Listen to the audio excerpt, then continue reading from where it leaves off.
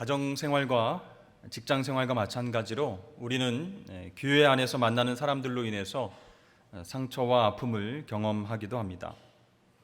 신앙생활도 사람들과 함께하기 때문이죠. 특별히 교회 다니는 모든 사람들은 착하다, 의롭고 흠이 없다 이렇게 믿고 있다면 그 아픔이 더 커지게 됩니다. 거기에서 오는 실망이 더 크기 때문이죠. 여러 가지 반응이 나올 수 있습니다. 어떤 분은 자신을 힘들게 한 사람 때문에 다시는 교회에 오지 않겠다며 다른 교회로 옮겨가기도 합니다. 또 어떤 분은 이것이 교회의 모습이라면, 이것이 성도의 모습이라면 나는 예수 믿지 않겠다 이렇게 선언하고 아예 교회와 신앙을 떠나는 사람도 있습니다. 또 어떤 분은요, 신앙은 있어도 교회에는 안 나가겠다 이렇게 선언합니다. 그런 분들을 가나안 성도라고 부릅니다. 여러분 들어보셨습니까? 가나안을 거꾸로 하면 안 나가 성도입니다. 이렇게 가정이나 직장과 마찬가지로 교회 생활을 할 때에도 여러 가지 고통과 아픔을 경험한다는 것이죠. 그렇다면 교회에서 겪게 되는 이러한 갈등의 중요한 원인은 무엇일까요? 우리가 너무 이상적인 교회관, 비성경적인 교회관을 갖고 있기 때문입니다. 성경을 보면 가장 아름다운 교회의 시대가 나오는데 바로 1세기의 초대교회입니다. 그 중에서 가장 영적이고 모범적인 교회는 에베소 교회였습니다. 에베소 교회는 바울이 3년 이상 머물면서 개척하고 목회했던 그런 교회이죠. 바울이 한 곳에서 가장 오랫동안 머물렀고 집중적으로 말씀 훈련을 시켰으며 또 선교 활동을 했던 그런 장소였습니다. 바울이 개인적인 사정으로 인해서 에베소 교회의 목회를 디모데에게 맡기고 떨어져 있을 때에도 편지를 통해서 목회에 대한 조언과 권면을 할 정도로 에베소 교회를 향한 관심과 사랑이 특별했습니다. 그런데요, 에베소서 4장 말씀을 보면 바울이 이런 메시지를 보내고 있음을 알게 됩니다. 그런즉 거짓을 버리고 각각 그 이웃과 더불어 참된 것을 말하라. 이는 우리가 서로 지체가 됨이라. 왜 이런 얘기를 했을까요? 교인들 가운데 거짓말하는 사람이 있었기 때문입니다. 28절 말씀에는 도둑질하는 자는 다시 도둑질하지 말고 라고 합니다. 29절에는 무릇 더러운 말은 너희 입 밖에도 내지 말라 이렇게 권면합니다. 그러니까 에베소 교회 교인들 가운데 거짓말하고 더러운 말을 하고 도둑질하는 사람도 있었다라는 것이죠. 여러분 혹시 우리 주변에 거짓말하고 이상한 말로 상처 주는 사람을 만나거든 너무 놀라지 마시길 바랍니다. 초대교회에도 그런 사람들이 있었습니다. 예수님께서는 이런 사람들을 어떻게 생각하고 어떻게 대하셨을까요? 오늘 본문의 결론이 17절에 나와 있습니다. 예수께서 들으시고 그들에게 이르시되 건강한 자에게는 의사가 쓸데없고 병든 자에게라야 쓸데있느니라. 나는 의인을 부르러 온 것이 아니요 죄인을 부르러 왔노라 하시니라. 아멘. 예수님께서는 의인을 부르러 온 것이 아니라 죄인 부르러 왔다라고 말씀하셨습니다. 교회는 예수님의 몸입니다. 예수님께서 몸된 교회를 통해서 지금도 사람들을 부르시는데 죄인을 부르고 계신다라고 말씀하셨습니다. 그렇다면 교회 안에는 의인과 죄인이 함께 모일 수 있다 그런 뜻이죠. 병든 자를 치료하는 의사들처럼 영혼을 고치시고 새롭게 하시기 위해서 오늘날 예수님은 죄인들을 부르십니다. 그렇습니다. 교회는 완벽하고 온전한 사람들이 함께 모여있는 곳이 아니라 영혼이 병들고 아픈 사람들이 모이는 곳입니다. 그래서 좋은 교회, 아름다운 교회라고 한다면 그곳에 각종 환자들이 많이 모이게 되는 것은 당연하다라는 것이죠. 그런데 그 교회 안에 무엇이 있어야 되겠습니까? 반드시 들어야 할 기쁜 소식, 복음이 선포되고 또 예수님의 능력으로 회복될 수 있다는 그 소문이 점점 퍼지게 되면 죄로 인해서 아파하는 많은 영혼들이 교회를 찾아오게 될 것입니다.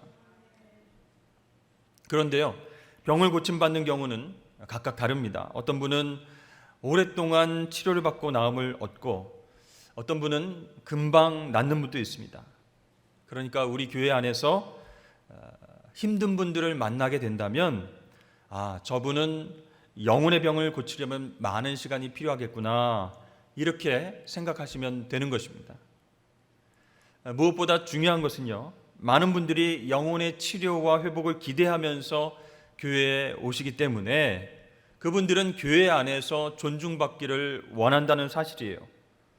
우리가 꼭 그것을 기억하고 주님의 사랑과 섬김을 베풀어야 하겠습니다. 오늘 본문 말씀 속에서는요, 예수님께서 사람들을 대하는 방식에 대해서 모범을 우리에게 보여주고 있습니다. 죄인 되었던 우리가 의롭다고 인정받은 그 하나님의 자녀가 된 이후에 이웃들을 어떻게 바라보고 어떻게 대해야 하는가, 주님께서 우리에게 메시지를 주고 계세요. 첫 번째로 중요한 것은 예수님께서 사람들을 바라보는 대로 우리도 사람들을 바라봐야 한다라는 것입니다. 14절 말씀에 또 지나가시다가 알페오의 아들 레위가 세간에 앉아 있는 것을 보시고 그에게 이르시되 나를 따르라 하시니 일어나 따르니라. 자, 예수님께서 세리를 바라보신 것 자체가 보통 사건이 아니었습니다. 왜냐하면 세리는 그 당시 유대인들이 가장 싫어하고 기피하는 그런 사람이었기 때문입니다. 유대의 랍비나 율법 교사들은 세리를 길에서 우연히 만나도 쳐다보지 않고 그냥 지나쳐 버립니다. 투명인간 취급을 하는 것이죠. 도저히 상종하지 못할 인간 이하, 이렇게 보았기 때문에 그냥 모른 척하고 피해갔습니다. 세리는 어떤 사람입니까? 로마 제국에 붙어서 세금을 걷어들이고 자신의 배를 불리는 그런 사람이었습니다. 한마디로 민족의 반역자라는 별칭이 있을 정도입니다. 당시에는 정상적으로 걷는 세금, 정세와 관세, 이렇게 있었습니다. 정세는요, 또 인두세, 또 토지세, 소득세, 이렇게 세 가지로 나뉘었는데요. 인두세는 말 그대로 사람의 머릿수대로 그 나라에서 태어난 사람이라면 무조건 내야 되는 세금입니다. 토지세는 소유한 토지에 따라서 세금을 내는 것이고요. 소득세는 얻는 소득에 따라서 12세에서 65세까지 소득이 있는 사람은 모두 세금을 내야 했습니다. 사실 이것만으로 굉장히 힘든데 세리들은 관세 항목들을 여러 가지 만들어서 같은 동족의 주머니를 탈탈 털었습니다. 문제는 뭐냐면 관세의 대부분은 로마 정부가 아닌 세리의 개인 주머니에 들어갔다는 것입니다. 그 중에는요, 길을 지나갈 때 내는 통과세가 있었습니다. 또 마차를 끌고 갈 때 내는 마차세, 바퀴가 여럿인 마차에 바퀴의 숫자대로 매기는 바퀴세, 또 물고기를 잡았을 때 내는 물고기세 등등 여러 가지 관세 항목들이 있었습니다. 사람들은요, 이건 말도 안 된다 하면서 세금을 내지 않으려고 저항을 하면 살인 청부업자들과 결탁해서 이 세리들은 그 사람들을 위협하고 결국 돈을 뜯어내기도 했습니다. 기록에 의하면 당시 악한 세리들은 개인에 따라서 최고 12%까지 세금을 매겼다라고 합니다. 또 세관 검사를 하는 과정에서 이 세리들은 정말 기분 나쁜 표정으로, 비웃는 표정으로 밀수품을 찾기 위해서 긴 꼬챙이나 막대기를 가지고 짐들을 쿡쿡 이렇게 찔러봤습니다. 그렇기 때문에 당시 세리는요, 사람들에게 큰 혐오감을 일으키는 대상이었던 것입니다. 그래서 세리하면 믿을 수 없는 사람, 거짓을 말하는 사람, 사기치는 사람, 이렇게 낙인이 찍혀서 이 유대인들은 세리를 법정 증인으로 세우지 않았습니다. 또한 회당에도 출입을 금지했습니다. 하나님의 율법을 들을 자격이 없다는 것이죠. 자, 이것이 바로 세리의 사회적 종교적인 위치였습니다. 그런데 예수님께서 지나가시다가 세리를 보셨습니다. 당시 랍비와 종교 지도자들은 우연히 만나도 쳐다보지 않고 그냥 피했는데, 예수님은 우연히 보신 것이 아니라 관심 있게 한 명의 세리를 바라보셨습니다. 여러분, 예수님은 이 세리를 어떻게 보셨을까요? 무섭게 째려보면서 이 나쁜 쉐리 이렇게 하셨을까요? 윌리엄 바클레이라고 하는 성경학자는요, 예수님은 레위라고 하는 이름을 가진 이 세리를 보았을 때 그 안에 위대한 전도자 마태를 보았다라고 말했습니다. 여러분, 레위 하면 생각나는 것이 있죠? 구약의 레위 지파, 레위인입니다. 어쩌면 이 사람은 레위 지파의 후손이었을 수도 있습니다. 제사장 가문에서 태어나서 제사장이 되는 수업을 어렸을 적부터 받았던 사람일 가능성이 있습니다. 아마 그의 아버지는 자녀의 이름을 레위라고 지으면서 너는 우리 조상과 같은 훌륭한 제사장이 되어야 한다, 이렇게 말해주고 명예를 높이는 일, 하나님께 영광을 올려드리는 일을 하라, 이렇게 붙여준 이름이었을 것입니다. 마태는 여러분 무슨 뜻일까요? 마태는 하나님의 선물이라는 뜻입니다. 성경학자들은 이 마태라고 하는 이름은 레위가 예수님을 만나고 변화된 이후에 붙여진 이름이다라고 추정하고 있습니다. 자, 레위라고 하는 사람, 이 사람은 세리라고 하는 직업 때문에 사람들에게 무시당하고 배척받았습니다. 그렇지만 예수님의 부르심으로 인해서 하나님의 선물처럼 소중한 사람이 된 줄로 믿습니다. 이 레위 마태는요, 회심한 후에 예수님의 제자가 되어서 어떤 일을 했습니까? 특유의 관찰력과 꼼꼼함으로 나중에 예수님의 생애를 기록하며 마태복음을 남기게 되었습니다. 마태는 사람들이 신약 성경을 펼치자마자 제일 먼저 대하는 책, 이 마태복음을 쓰면서 하나님 나라를 소개했습니다. 그는 제사장 교육도 받았을 것이고 세리로서의 교육도 받았습니다. 늘 장부와 문서를 정리하던 그런 사람이었습니다. 그는 예수님을 인격적으로 만나고 변화받아서 돈을 계산하던 펜으로 예수 그리스도를 증거하는 내용을 기록했습니다. 이것은 놀라운 하나님의 섭리입니다. 교회 전승에 따르면 그는 주로 이스라엘 땅에 머물면서 복음을 전했습니다. 하지만 그의 인생 말년에는 에티오피아까지 가서 복음을 전한 것으로 기록되어 있습니다. 거기에서 돌아오는 길에 창을 맞아서 순교함으로 그의 삶을 마무리했습니다. 유명한 무디 목사님의 동역자인 생키라고 하는 찬양 사역자가 있습니다. 이분은 원래 세무사였습니다. 그는 세무국의 최고 책임자 자리에 있으면서 정말 잘 나가는 삶을 살고 있었습니다. 이분은 개인적으로 찬양을 좋아했습니다. 16살 때에 회심했지만 신앙생활은 그렇게 뜨겁게 하지 못했습니다. 그래서 그렇고 그런 그리스도인으로 30살까지 살았습니다. 그러던 어느 날 이 무디 목사님이 찬양을 인도하는 그분의 목소리를 듣고 이렇게 얘기합니다. 그동안 어디에 계셨습니까? 나는 18년 동안 당신 같은 사람을 기다리면서 찾고 있었습니다. 당신은 나에게 허락해 주신 하나님의 선물입니다. 이렇게 말했습니다. 그날부터 생키는 자신의 직업을 내려놓고 무디 목사님을 그림자처럼 따라다니며 복음을 전하는, 그래서 전 유럽을 함께 순회하면서 계속해서 찬양 사역에 헌신했습니다. 여러분, 예수님께서는 우리가 보기에 피해야 할 사람, 상종 못할 사람도 귀하게 보시는 줄로 믿습니다. 세리인 레위도 하나님께서 보내주신 선물로 여겼어요. 현재 있는 모습으로만 판단하지 않으시고 그의 은사와 재능 그리고 미래의 가능성을 보시고 제자로 불러주신 것입니다. 예수님은 세관에 앉아있는 레위를 보시고 나를 따르라 이렇게 말씀하셨죠. 그때 레위가 바로 예수님을 따라 나섭니다.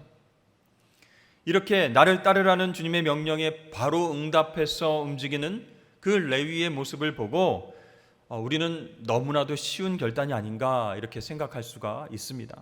그러나 누가복음에 나타난 기록과 한번 비교해 보십시오. 그 후에 예수께서 나가사 레위라 하는 세리가 세관에 앉아 있는 것을 보시고 나를 따르라 하시니 그가 모든 것을 버리고 일어나 따르니라. 아멘.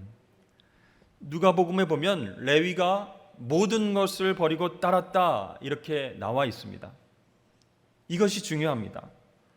지금까지 세리 레위가 많은 사람들의 격려를 받으면서도 결코 놓을 수 없었던 것, 계속해서 집착하고 꿈꾸었던 것, 낮에도 밤에도 그것을 위해서 일했던 것, 그것이 무엇입니까? 돈입니다. 그런데 그 돈을 버리고 예수님을 따랐다고 합니다. 이것은 결코 쉬운 일이 아닙니다. 예수님이 얼마나 존귀하신 분인지 깨달은 그는 돈을 위해서가 아니라 주님을 위해서 사는 인생, 자신을 바꾸고 변화시켜 주신 그리스도를 위해서 살아가는 새로운 인생을 살기로 결단한 것입니다. 그래서 마태는 도둑질하던 그 손으로 다른 사람들을 섬기고 구제하기 시작했습니다. 그의 손으로 복음을 기록했습니다. 이것은 전적인 변화인 것이었습니다. 사랑하는 여러분, 우리도 마태와 같이 세상과 돈이 주는 편리함과 평안함을 거부하고 예수님을 따라가실 수 있기를 축복합니다. 제자의 길에는 아픔과 고통도 있지만 주님께서 늘 우리와 항상 함께 하시기 때문에 세상이 줄 수 없는 평강이 있습니다. 삶 가운데 의미를 찾을 수 있는 거예요. 보람과 기쁨과 감사가 넘칩니다. 그래서 누구누구도 나처럼 예수님 믿고 따라가면 좋을 텐데, 그들의 삶도 변하면 좋을 텐데 이렇게 생각하게 됩니다. 여러분, 이것이 바로 전도의 출발점이 됨을 믿으시길 바랍니다. 혹시 사람들이 예수님을 만나려고 하는 과정 가운데 우리가 방해되는 것은 아닌지 모르겠습니다. 예수님 믿고 그 삶이 기쁨과 감사로 변화되지 않은 상태에서 이웃들에게 저와 여러분이 나쁜 영향력을 끼치고 있지는 않을까요?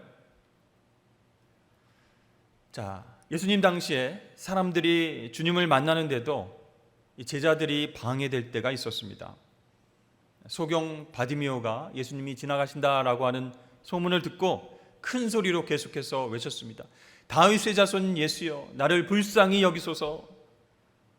그때 제자들이 그에게로 다가가서 조용히 하라 하면서 그를 제지했습니다.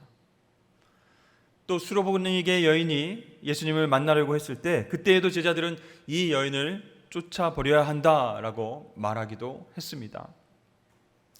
오늘날 사람들이 예수님을 믿어보려고 교회로 나아오는데 최대의 방해가 되는 것이 혹시 우리가 아닐까 싶습니다. 나 때문에, 우리 때문에 사람들이 예수님을 만나지 못하고 교회로 나오지 못한다면 얼마나 안타까운 일이겠습니까?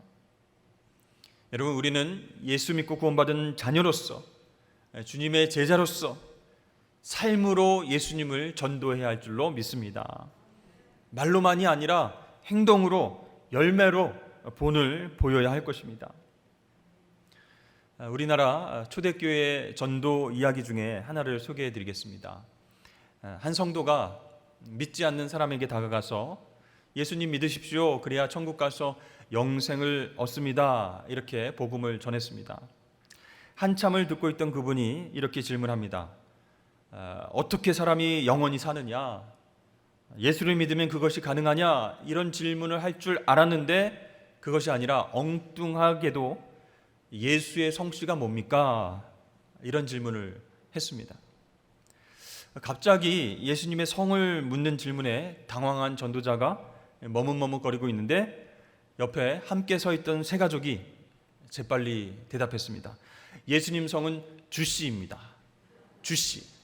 주 예수 아니겠습니까? 예수님의 성은 주씨입니다. 여러분, 예수님이 나의 주인 되심을 믿으십니까? 예수님을 나의 주인으로 믿고 고백하고 순종하며 살아가는 것, 그것이 바로 전도인 줄로 믿습니다. 그럴 때 우리는요, 복음의 걸림돌이 아니라 하나님의 선물로서의 사명을 감당하게 될 것입니다. 그렇습니다. 우리는 믿지 않는 사람들과 이웃들을 대할 때 예수님을 먼저 바라보아야 됩니다. 왜요? 내 인생의 주인은 예수님이시기 때문에, 우리가 주님으로 고백했기 때문에 믿지 않는 사람들과 이웃들을 바라볼 때 먼저 예수님을 바라봐야 돼요. 그래야 예수님처럼 사람에 대한 편견과 선입견을 넘어서 대할 수 있게 된다는 것이죠.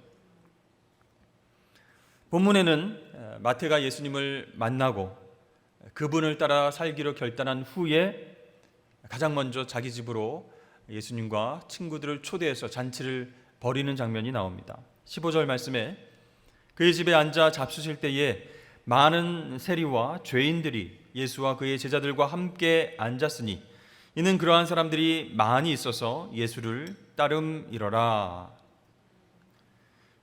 누가복음의 병행 구절을 보면 큰 잔치를 배설했다 이렇게 나옵니다. 자, 어떤 사람들이 마태의 집에 모였다고요? 친구들이 많이 없습니다. 친구가 있다면 당연히 세리 친구들이겠죠. 친구 세리들이 그 집으로 많이 모였습니다. 그 다음에 죄인들이 많이 모였다라고 기록하고 있습니다. 근데 여러분, 여기에서 말하는 죄인은요, 범죄자가 아닙니다. 바리새인들이 보기에 죄인들입니다. 바리새인들은요, 자신들의 구전 율법을 지키지 않고 사는 사람들을 모두 다 죄인이다 이렇게 불렀습니다.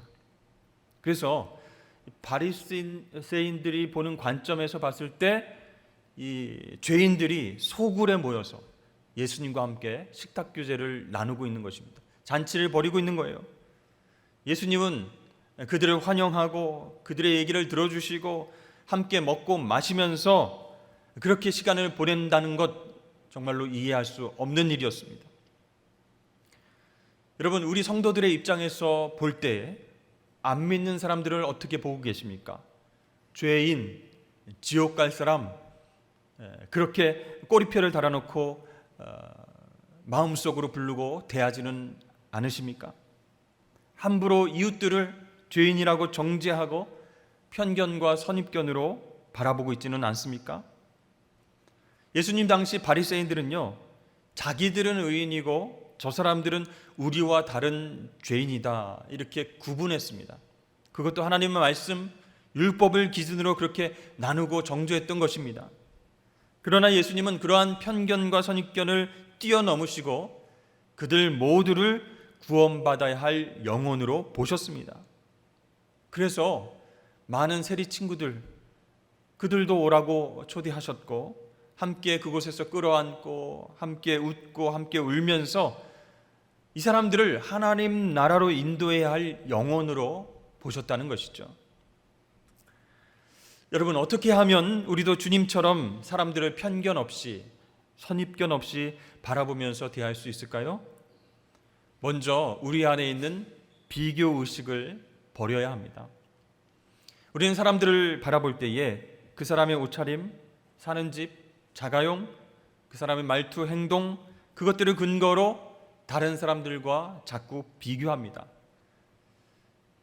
그렇게 비교의식에 사로잡혀 있을 때에 우리는 편견과 선입견으로 사람들을 대하게 된다는 것이죠. 아, 잘 사시는 분이시구나. 아, 어렵게 사시는 것 같아. 아, 많이 배우신 분이구나. 아, 못 배우신 분 같구나. 우리 고향 분이시네. 우리 고향 출신이 아니시네.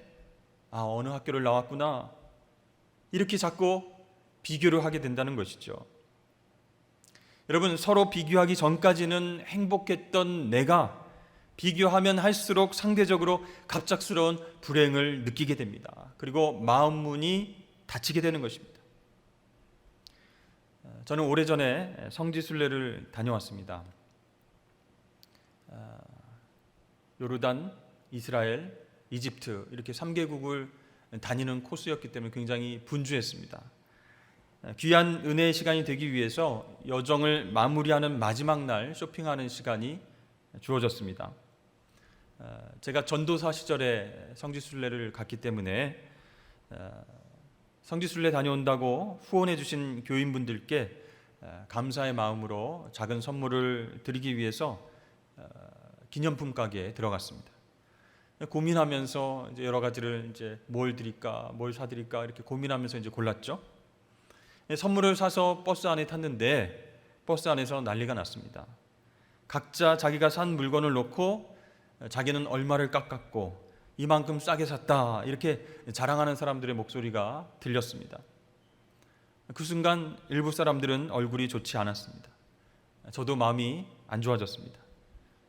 똑같은 물건인데 옆에 분이 나는 더 싸게 샀다 이런 말을 듣고 나서 행복이 싹 달아난 것입니다. 조금 더 싸게 살 수 있었는데 내가 왜 그걸 몰랐던가. 여러분, 우리 일상 속에서 이런 비교의식들이 우리를 힘들게 할 때가 있어요. 비교하기 전에는 행복했었는데 갑자기 비교하면 불행해지는 그런 경험을 하셨을 것입니다.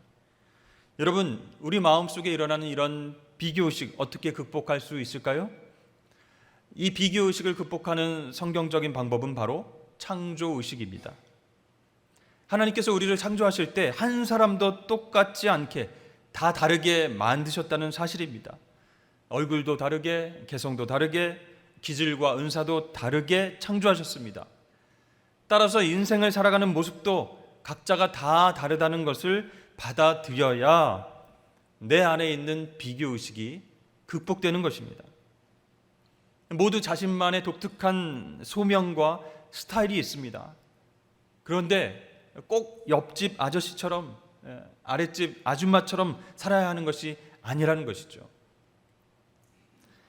예수님께서는 우리를 바라보실 때 비교하지 않으셨습니다. 제자들을 부르실 때에도 나이가 어떤지, 직업이 무엇인지, 키는 어느 정도인지, 외모는 어떤지, 학력은 어디까지인지 보지 않으셨습니다. 있는 그대로의 모습, 하나님께서 그에게만 허락하신 그 삶의 상황 속에서 신실하게 사명을 감당할 수 있는 가능성이 있는가, 그것을 보셨습니다.